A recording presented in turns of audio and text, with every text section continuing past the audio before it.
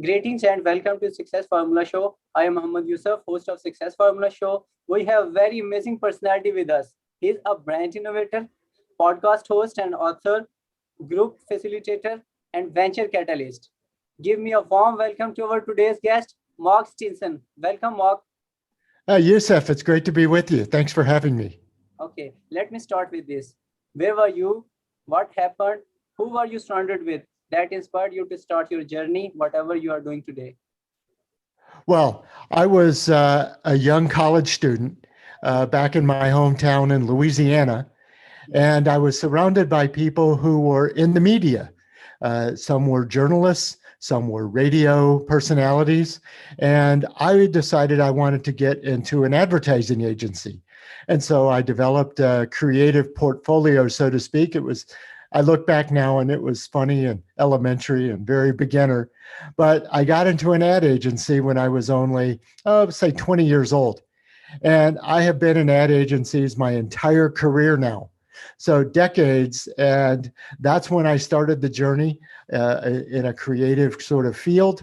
And I have just continued my entire career. And I've had so many wonderful clients and partners and colleagues that continue to surround me, and I'm friends with them all to this day.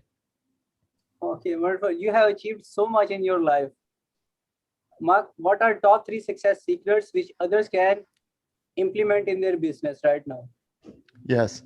Well, I think secret number 1 is to have a set of tools that you can brand as your offerings, so that when people hire you, they're not just hiring your personality or that you're a nice guy or that you've done some good work for them, but that you have a set of tools and capabilities that you will bring to the engagement. I think secret number 2 is to nurture relationships. That if you do a good job for one person or they do a good job for you, that you stay connected and that you recognize that relationship and continue to, build that on that chemistry that you've built with the individual. And then the third is to have resilience and what I would call a never give up perspective. That there are going to be good times and bad times. There's going to be, bounty, and there's going to be shortages. There'll be good economic times and bad economic times. And then, like we've just experienced, like never before, there may be pandemics or there may be some other challenge that you've never faced. But if you have a never say die spirit, you can continue to get up and do the job every day and get better and better. Okay, wonderful. What is the single most failure in your professional life? What lesson have you learned and how did you recover from it? Well, if I could focus on just one failure, believe you me, anybody who's been in business knows that there's probably, one big mistake or a favorite mistake or something, even though mistakes can come, more often than you think. But I would say, there was a time when success maybe got the best of me, that I got a big ego, that I got, grew too fast, maybe surrounded myself with too many commitments, too many employees, or too much debt, or too much rent. You grew too fast. And so you got ahead of yourself. And I ended up paying some heavy prices of that.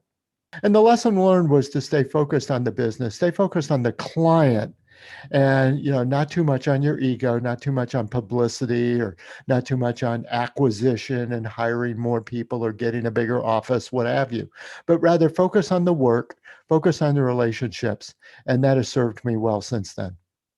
Okay, what are your immediate plans to grow your business? Well, I think the plans now would be to build on, as I was talking about, to build on the relationships that I've built over time.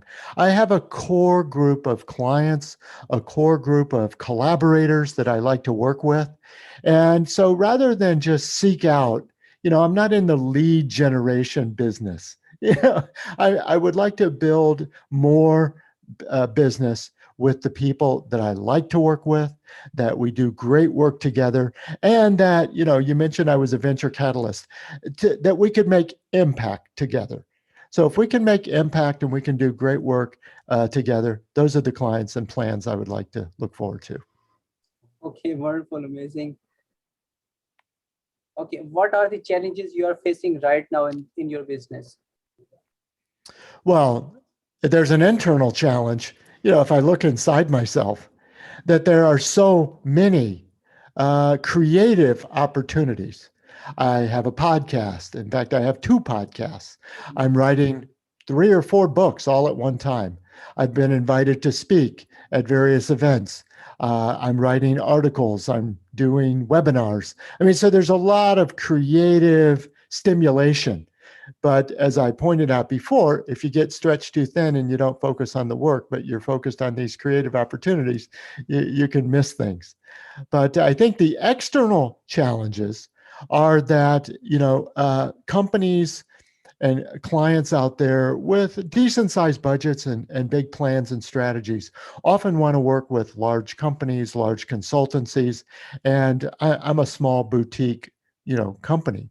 And so to be able to sort of stand in the footprints of the giant Goliath companies takes a little bit more, creativity to grow. Okay, wonderful, amazing. I have noticed that you are author of multiple books, and which got my attention is customer chemistry. Please tell me about it later on. Yes. Well, that's exactly the kind of relationships I've been describing. And I call it chemistry. And the title of the book has a little bit of a wordplay in it, in that there is an acronym for the tool that I was describing, the CHEM of chemistry. And the C stands for connect, and that you need to connect with the person as an individual, as a person, not as a company, not as a client, not as a building or a department, but rather as a person. And the H is to be honest, and is to have honest communication, open communication, data-based, communication, share the facts in an authentic, open manner. And the E is easy. Make it easy to work with you. Have an easy brand experience. Make your materials easy to read and easy to understand. And then the M is to motivate. I don't try to close people or use fancy techniques and try to trick them into doing business, but rather to motivate them to take the next step in advancing our relationship. And I've used this tool and decided to write the book. I've shared it with salespeople. I've shared it with marketing people. I've shared it with nonprofits, all to build chemistry with their departments. And so it was really fulfilling to be able to document this method in a book. Okay, wonderful. Chem is a magic word, and it represents natural communication. People who are watching this right now, how can they support you? Well, they can support me in many ways. I would love for them to listen to my podcast that's called Unlocking Your World of Creativity. And I want them to watch your podcast, of course. And but I also think that if they want to know more about the tools and the methods we've been speaking about, they can go to my website and learn more about that. It's mark-stinson.com.